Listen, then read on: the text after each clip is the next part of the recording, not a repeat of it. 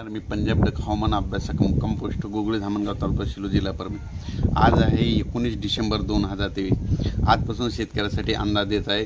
राज्यामध्ये आता 19 डिसेंबर ते 30 डिसेंबर दरम्यान राज्यामध्ये हवामान कोरडं राहणार आहे। तीव्र थंडीची लाट येणार आहे म्हणून हा अंदाज लक्षात घ्यायचा। आता राज्यात उत्तरेकडून वारे वाहत असल्यामुळे राज्यामध्ये दिवसासुद्धा थंडी वाजायला सुरुवात होईल। म्हणजे दिवसात तुम्हाला स्वेटर घालावं लागतील अशी थंडी येणार आहे। म्हणजे 10 दिवस अशी थंडीची लाट राहणार आहे। पुन्हा हा अंदाज लक्षात घ्यायचा। राज्यात एकंदरीत परिस्थिती बघितली तर राज्यामध्ये आज 19 डिसेंबरपासून तर 30 डिसेंबरपर्यंत म्हणजे हवामान कोरडं राहणार आहे। पाऊस काही येणार नाही, त्याच्यामुळे काही चिंता करायची गरज नाही।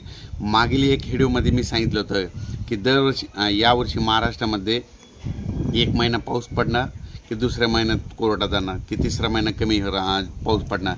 तर तुम्ही बघा म्हणजे मागील परिस्थिती बघितली तर नोव्हेंबर मध्ये अवकाळी पाऊस झाला तर डिसेंबर महिन्यात कमी झाला। तर आता परत जानेवारीमध्ये अवकाळी पाऊस चांगला पडणार आहे, तर फेब्रुवारीमध्ये नाही पडणार। म्हणजे अशी एक महिना पाऊस पडणार आहे अवकाळी, एक महिना सुटणार अशी परिस्थिती राहणार आहे म्हणून हा अंदाज लक्षात घ्यायचा।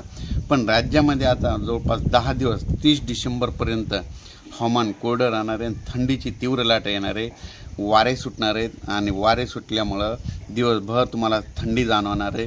दिवसा स्वेटर घालावं लागतील अशी थंडी जाणवणार आहे म्हणून हा अंदाज लक्षात घ्यायचा। हे अंदाज लक्षात घ्यावे। त्याच्यानंतर अचानक जर वातावरणात बदल झाला तर लगेच अर्जंट एक मेसेज दिला जाईल। धन्यवाद।